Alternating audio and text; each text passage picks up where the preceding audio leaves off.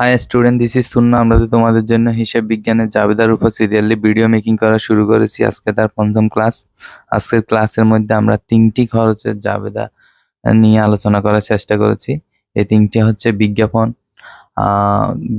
বিজ্ঞাপন, কমিশন প্রদান এবং বিমা খরচ। এই তিনটি খরচের জাবেদাকে আজকে আমরা আমাদের ক্লাসের মধ্যে অন্তর্ভুক্ত করার চেষ্টা করেছি।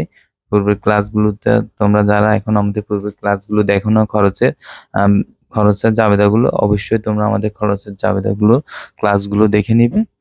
কারণ জাবেদাগুলো তোমাকে যদি বুঝতে হয়, জানতে হয়, তাহলে সিরিয়ালি প্রত্যেকটা ক্লাসে ভালোভাবে দেখতে হবে, তাহলে তোমরা অবশ্যই বুঝতে পারবে। ঠিক আছে? আর পূর্বের ক্লাসগুলোর মতো আজকেও ক্লাসের মধ্যেও আমরা হিসাব সমীকরণের সূত্রের যে ক্লাসটি ছিল ওই ক্লাসটি অন্তর্ভুক্ত করার চেষ্টা করেছি। কারণ হিসাব সমীকরণের সূত্রগুলো থেকে প্রত্যেকটা জাবেদা তোমাকে কি সমাধান করতে হবে। ঠিক আছে? আচ্ছা দেখো, আমরা জাবেদায় আসি। প্রথম লেনদেনটি হচ্ছে আমাদের নগদে বিজ্ঞাপন খরচ প্রদান 20,000 টাকা। নগদে বিজ্ঞাপন খরচ প্রদান 20,000 টাকা। তাহলে আমরা আমাদের একটা রুলস মুখস্থ জানি যে কি, মালিক যে হিসেবে খরচ পরিশোধ করে ওই হিসাব আমার জন্য কি সবসময় ডেবিট হবে। ওই হিসাব আমার জন্য, বিজ্ঞাপন বলতে কি বোঝায়? Advertising expense. ঠিক আছে? তাহলে আমি এখন কোন হিসাবে খরচটা পরিশোধ করছি? বিজ্ঞাপন হিসাবে। কোন হিসাবে আমি এখন খরচটা পরিশোধ করছি? বিজ্ঞাপন হিসাবে। তাহলে আমার জন্য কি হবে? বিজ্ঞাপন হিসাব ডেবিট হবে, বিজ্ঞাপন হিসাব ডেবিট হবে। যেহেতু আমরা জানি যে মালিক যে হিসাবে খরচ পরিশোধ করে ওই হিসাব ডেবিট। বিজ্ঞাপনের কারণে কি আমার খরচটা বৃদ্ধি পেয়েছে। আর হিসাব সমীকরণ সূত্রগুলো থেকে আমরা জানি যে খরচ বৃদ্ধি পেলে কি হয়? ডেবিট হয়। অর্থাৎ কোন হিসাবে খরচটা বৃদ্ধি পেয়েছে? বিজ্ঞাপন হিসাব। তাই বিজ্ঞাপন হিসাব ডেবিট। আর খরচটা আমি কি দিয়ে পরিশোধ করেছি? অর্থাৎ বিনিময় মাধ্যম হিসেবে আমি কি বিজ্ঞাপন কি দিয়েছি? নগদ টাকা। তাহলে নগদান হিসাব, যেহেতু সম্পদ নগদ হ্রাস পাবে খরচ পরিশোধ করার ফলে, তাই নগদান হিসাব ক্রেডিট হবে। ঠিক আছে? তোমরা কি বিজ্ঞাপনের জাবেদাটি বুঝতে পেরেছ? আচ্ছা, পরবর্তী লেনদেনটি দেখো। বিজ্ঞাপন খরচ প্রদান 30,000 টাকা। বিজ্ঞাপন খরচ প্রদান 30,000 টাকা। তাহলে দেখো, উপরের লেনদেনটি এবং নিচের লেনদেনটির মধ্যে পার্থক্যটা কোথায়? উপরের লেনদেনে ছিল কি নগদে বিজ্ঞাপন খরচ প্রদান, এই লেনদেনে শুধু আছে কি বিজ্ঞাপন খরচ প্রদান। ঠিক আছে? নগদ কথাটি লেখা নেই। পূর্বের ক্লাসগুলোতে আমরা বলেছি যে খরচের জাবেদাগুলোর ক্ষেত্রে যদি নগদ কথাটি নাও লিখে থাকে, অবশ্যই তোমাকে নগদে ধরে নিতে হবে, কারণ খরচ বাকিতে পরিশোধ করা যায় না। তাই ধরে নিতে হবে কি অবশ্যই তুমি খরচটা নগদে পরিশোধ করেছ। তাই লেনদেনটা ভিন্ন হলো, জাবেদাটা কিন্তু একই হয়েছে। বিজ্ঞাপন হিসাব ডেবিট, যেহেতু নগদে ধরে নিতে হবে তাই নগদান হিসাব ক্রেডিট। বিজ্ঞাপন ডেবিট, নগদান হিসাব ক্রেডিট। 35 নং লেনদেনটি দেখো কি বলেছে। চেকের মাধ্যমে বিজ্ঞাপন খরচ প্রদান 40,000 টাকা। চেকের মাধ্যমে বিজ্ঞাপন খরচ প্রদান, অর্থাৎ এই যে বিজ্ঞাপন খরচটা আমি এখন কি দিয়ে দিয়েছি? চেক দিয়ে। চেক দিয়ে যখন আমি চেক দিয়ে আমার খরচগুলো পরিশোধ করব, তখন ওই ব্যক্তি বা প্রতিষ্ঠান কি করবে? ওই চেকটি নিয়ে গিয়ে ব্যাংকে জমা দিবে এবং ব্যাংক কর্মকর্তারা আমার অ্যাকাউন্ট থেকে নির্দিষ্ট পরিমাণ টাকা উইথড্র করে ওই ব্যক্তি বা প্রতিষ্ঠানকে দিয়ে দিবে। ঠিক আছে? তাহলে কি আমার ব্যাংকের অ্যাকাউন্টে টাকা হ্রাস পাবে। তাই ব্যাংক হিসেব কি হবে? ক্রেডিট হবে। অর্থাৎ আমরা জানি সবসময় যে মালিক যে হিসেবে খরচ পরিশোধ করে ওই হিসাব ডেবিট, অর্থাৎ বিজ্ঞাপন হিসাব ডেবিট হবে। আর যেহেতু খরচগুলো আমি চেক দিয়ে পরিশোধ করেছি, তাই ব্যাংক হিসাব ক্রেডিট হবে। অর্থাৎ বিজ্ঞাপন হিসাব ডেবিট, ব্যাংক হিসাব ক্রেডিট। ঠিক আছে? আচ্ছা, তারপরে লেনদেনটি দেখো।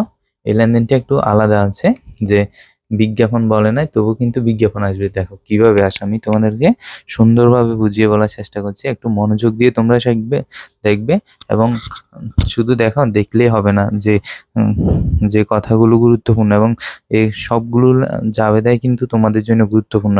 কারণ তোমরা যখন দেখবে অনুশীলনের অঙ্কগুলোর মধ্যে যাবে, এই লেনদেনগুলো দিয়ে তোমাদের প্রত্যেকটা সৃজনশীল কি গঠন করা হয়েছে। ঠিক আছে?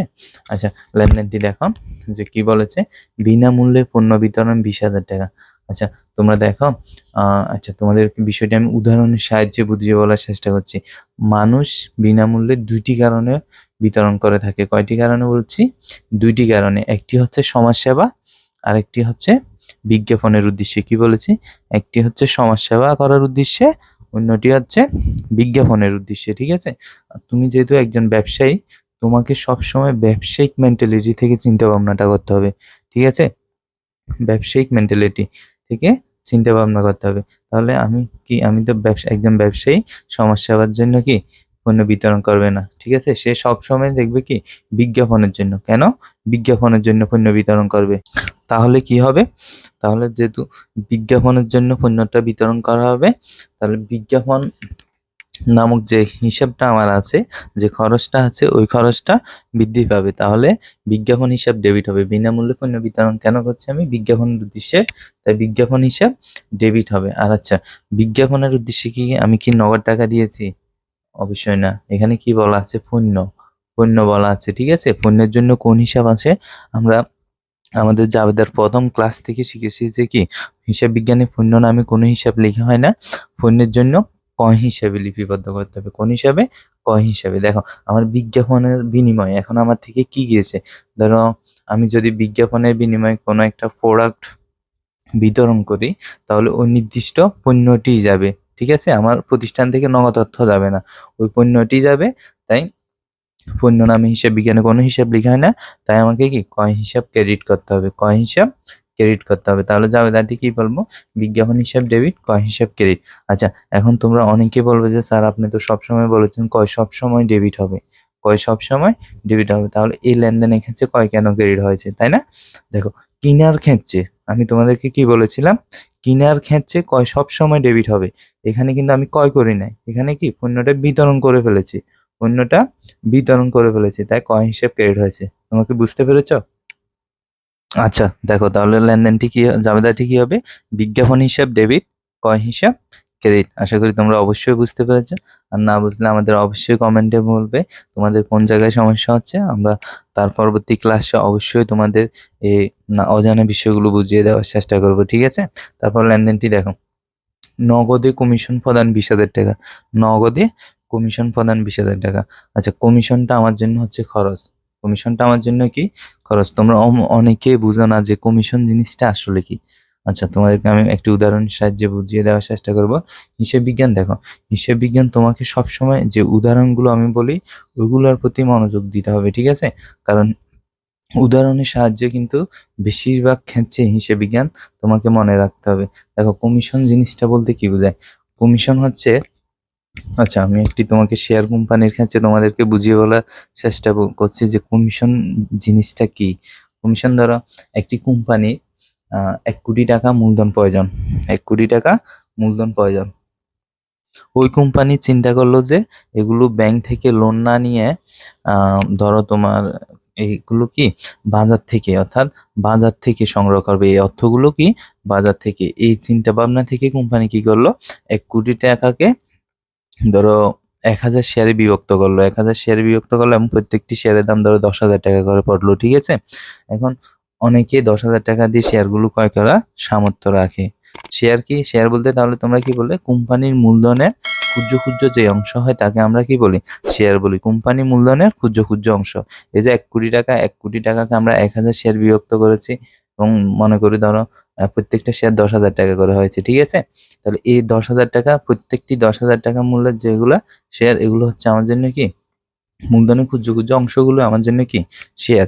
এই শেয়ারগুলো বিক্রয় করার জন্য ধরো কোম্পানি কয়েকটা কি বিক্রয়কর্মী নিয়োগ করলো, বিক্রয়কর্মী নিয়োগ করলো এভাবে যে ধরো প্রত্যেকটা শেয়ারের জন্য তোমাকে একটা শেয়ার যদি তুমি বিক্রয় করে দিতে পারো, তোমাকে 100 টাকা করে দেওয়া হবে। প্রত্যেকটা শেয়ারের জন্য কি বিক্রয় করে দিতে পারলে তোমাকে 100 টাকা করে দেওয়া হবে। তাহলে এই যে আমি 100 টাকা করে প্রদান করছি, এগুলো হচ্ছে কি আমার জন্য কমিশন। এই 100 টাকার নামই হচ্ছে কমিশন।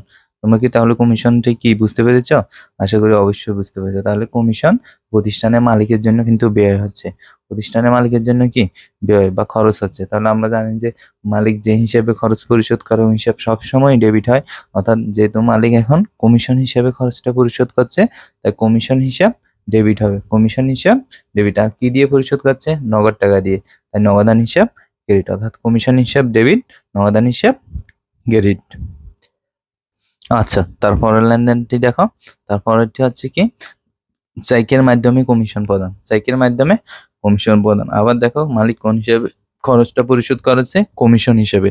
তাহলে কমিশন হিসাব ডেবিট হবে। আর যেহেতু আমি চেক দ্বারা মূল্যটি পরিশোধ করছি, তাই ব্যাংক থেকে আমার অর্থগুলো হ্রাস পাবে, তাই ব্যাংক হিসাব ক্রেডিট হবে। কমিশন হিসাব ডেবিট, ব্যাংক হিসাব ক্রেডিট। আচ্ছা, এবার দেখো বিমা খরচের জাবেদা।